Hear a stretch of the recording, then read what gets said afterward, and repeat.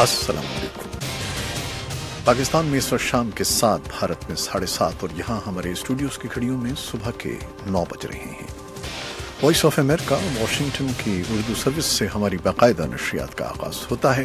पहले घंटे के लिए मैं हूँ आपका मेज़बान खालिद हमीद।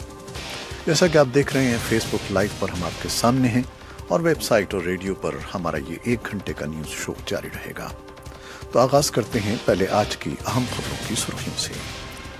पाकिस्तान की हुकूमत चीन से दोतरफा तिजारत के लिए अमरीकी डॉलर के बजाय चीनी करेंसी युआन के इस्तेमाल का जायजा ले रही है। और पाकिस्तान की बड़ी फौज के सरबराह जनरल कमर जावेद बाजवा ने पार्लिमान के ऐवान बाला यानी सेनेट के अराकीन को बंद कमरे के इजलास में कौमी सलामती से मुताल्लिक ब्रीफिंग दी है। और भारत से ये खबर है कि भारत 1 अरब 33 करोड़ आबादी के चीन के बाद दुनिया का सबसे बड़ा मुल्क है, जहां हर साल तकरीबन 2 करोड़ 70 लाख बच्चे पैदा होते हैं, लेकिन लगभग 1 करोड़ 56 लाख बच्चे अस्कात हमल की वजह से दुनिया में आंख खोलने से महरूम रह जाते हैं। एक तालिबान खुदकुश बमबार ने जनूबी अफगानिस्तान में अपनी बारूद से भरी गाड़ी पीर को देर गए सिक्योरिटी काफिले के नजदीक धमाके से उड़ा दी, जिसमें कम से कम 6 अफराद हलाक और 30 से ज्यादा जख्मी हो गए। यमन के हूसी बागियों ने मंगल के रोज सऊदी अरब के दारुल हुकूमत रियाज की तरफ एक मिसाइल दागा, जिससे सऊदी क़यादत ने इत्तेहाद में रास्ते में गिरा दिया। सदर ट्रंप ने कौमी सलामती के बारे में सालाना रिपोर्ट जारी कर दी है। इस सालाना रिपोर्ट में मबसूत इक़्तिसादी तरक्की पर जोर देते हुए कहा गया है कि आलमी असर और सूख के हवाले से चीन और रूस अमरीका के मद्दे मुकाबिल सबसे बड़े हरीफ हैं।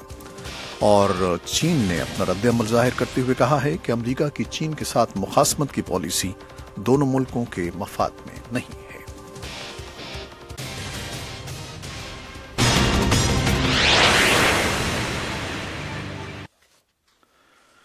और अब खबरें तफसील के साथ। सबसे पहले हम चलेंगे इस्लामाबाद, जहां हमारे नुमाइंदे हैं मोहम्मद इश्तियाक। उनसे पूछते हैं कि ये जो खबर है कि पाकिस्तान की हुकूमत चीन से दोतरफा तिजारत के लिए अमरीकी डॉलर के बजाय चीनी करेंसी युआन के इस्तेमाल का जायजा ले रही है, उसकी क्या तफसीलात हैं उनके पास। जी इश्तियाक। जी, एक रोज कल पाकिस्तान के वफाकी वजीर बराए तरक्की और मनसूबाबंदी एहसन इकबाल ने सहाफियों से गुफ्तगू में कहा था कि पाकिस्तान चीन के साथ जो दोतरफा तिजारत है उसके लिए युआन को इस्तेमाल करने पर गौर कर रहा है। इससे कबल अब तक की जो पाकिस्तान की दरामदाद होती थी चीन से, उनके बदले डॉलर में अदायगी की जाती थी, लेकिन अब हुकूमत इस पर गौर कर रही है कि किस तरह युआन को इस्तेमाल किया जाए। पाकिस्तान की वजारत ख़जाना से मुतल्लिक जो अमूर हैं, उनके पार्लिमानी सेक्रेटरी राना अफजल ने भी वॉइस ऑफ अमेरिका से गुफ्तगू करते हुए इसकी तस्दीक की और उनका कहना है कि यूरोपीय ममालिक को यूरो, जबकि बरतानवी जो हुकूमत है, बरतानिया के साथ जो तजारत होती है उसमें बरतानवी करेंसी पाउंड जो है उसको इस्तेमाल किया जाता है। तो उसी तनाजुर में पाकिस्तान इस बारे में भी गौर कर रहा है कि चीन की करेंसी युआन को भी दरामदाद के लिए बतौर करेंसी इस्तेमाल किया जा सके। तहाँ पाकिस्तानी हुकाम की तरफ से ये वाज़ेह किया गया है कि पाकिस्तान के अंदर पाकिस्तानी रुपया ही किसी भी तरह की तजारती लेन देन के लिए इस्तेमाल होगा। एक अहम बात यह है कि गुज़श्ता माही बैंक ऑफ चाइना ने पाकिस्तान में अपनी पहली जो एक शाख है कराची में, उसका आगाज़ किया था। तो अगर बैंकिंग सहूलत मिल जाती है ताजरों को, तो इससे वो युआन में अदायगी कर सकते हैं, क्योंकि पाकिस्तानी राना अफजल का कहना था कि पाकिस्तान को जो दरामदाद के लिए रेट्स मिलते हैं वो युआन में मिलते हैं और फिर पाकिस्तान उनको पहले अपने रुपए को डॉलर में कन्वर्ट करता है और फिर डॉलर के बाद उसका तबादला युआन में किया जाता है। तो इस हैसल से या इस जो तकलीफ है, इससे ताजरों को बचाने के लिए हुकूमत युआन को बतौर करेंसी जो है वो इस्तेमाल करने की कोशिश करी।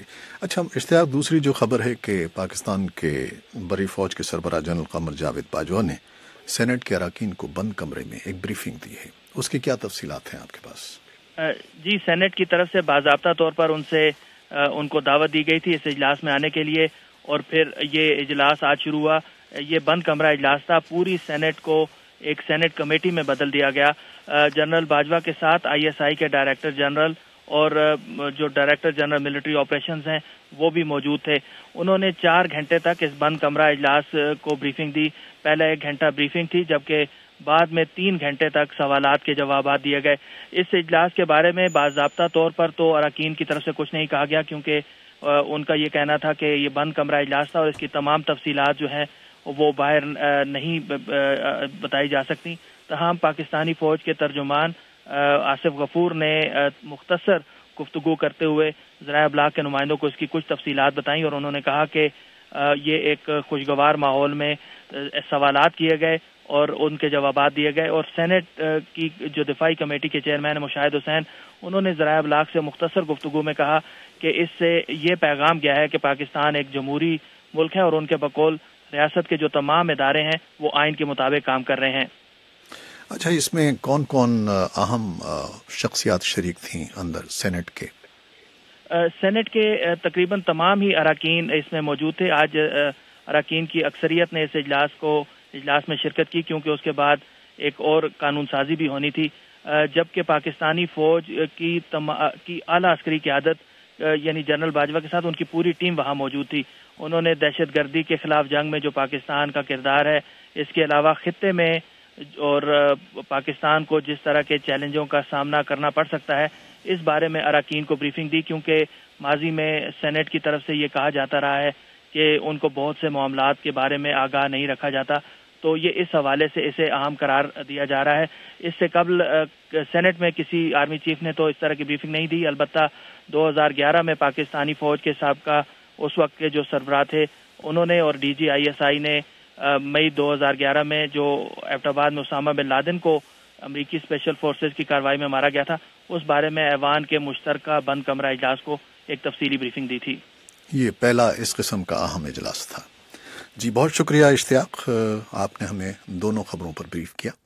تو یہ تھے ہمارے نمائندے اسلام آباد سے محمد اشتیاق، جو ہمیں تفصیلاً بتا رہے تھے ان خبروں کے بارے میں۔ اور اب چلتے ہیں دوسری خبروں کی طرف۔ امریکہ نے اقوام متحدہ کے سلامتی کونسل کی قرارداد ویٹو کر دی ہے، جس میں امریکی صدر ڈونلڈ ٹرمپ کی جانب سے یروشلم کو اسرائیل کا دارالحکومت تسلیم کیے جانے کے اقدام کو مسترد کرنے کے لیے کہا گیا تھا۔ باقی 14 ارکان نے کونسل میں مصر کے پیش کردہ مسودہ قرارداد کے حق میں ووٹ دیا۔ مسودہ قرارداد میں اقوام متحدہ کے تمام رکن ملکوں سے اپیل کی گئی تھی کہ وہ اپنے سفارت خانے یروشلم منتقل کرنے سے گریز کریں۔ اقوام متحدہ میں امریکی سفیر نکی ہیلی نے کہا کہ پچھلے 6 سال سے زیادہ کے عرصے میں یہ پہلی مرتبہ ہے کہ امریکہ نے ویٹو کا حق استعمال کیا۔ انہوں نے کہا کہ امریکہ کو یہ نہ بتایا جائے کہ وہ اپنا سفارت خانہ کہاں رکھے۔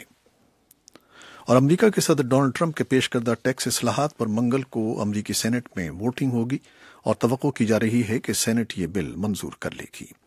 اس بل کی منظوری صدر ٹرمپ کی ایک بڑی فتح تصور ہوگی، کیونکہ انہوں نے اپنی انتخابی مہم کے دوران امریکی عوام سے وعدہ کیا تھا کہ وہ اقتدار میں آنے کی صورت میں ٹیکس نظام میں اصلاحات کریں گے۔ اور صدر ٹرمپ نے قومی سلامتی کے بارے میں سالانہ رپورٹ جاری کر دی ہے۔ ہر سال یہ رپورٹ امریکی کانگریس کو پیش کی جاتی ہے۔ اس سالانہ رپورٹ میں مبسوط اقتصادی ترقی پر زور دیتے ہوئے کہا گیا ہے کہ عالمی اثر و رسوخ کے حوالے سے چین اور روس امریکہ کے مد مقابل سب سے بڑے حریف ہیں، اور چین نے اس پر اپنا رد عمل ظاہر کرتے ہوئے کہا ہے کہ امریکہ کی چین کے ساتھ مخاصمت کی پالیسی دونوں ملکوں کے مفاد میں نہیں ہے۔ اور امریکہ نے یمن کو خوراک اور انسانی ہمدردی کی بنیاد پر رسد کی فراہمی پر زور دیا ہے، جس میں نئے کرین تعمیر کرنا بھی شامل ہے تاکہ حدیدہ کی بندرگاہ پر سمندری جہازوں سے سامان اتارا جا سکے۔ سعودی عرب نے گزشتہ ماہ یمن کی بندرگاہوں کی ناکہ بندی کی تھی، جب حوثی باغیوں نے مشتبہ ایرانی ساختہ میزائل ریاض کے ہوائی اڈے کے قریب گرایا تھا۔ تو یہ تھیں وہ خبریں اور رپورٹیں جو ہم نے فیس بک لائیو پر آپ کے لیے پیش کی۔ ویب سائٹ اور ریڈیو پر ابھی ہمارا یہ نیوز شو جاری ہے۔ فیس بک لائیو سے آپ سے اجازت چاہتے ہیں۔ اللہ حافظ۔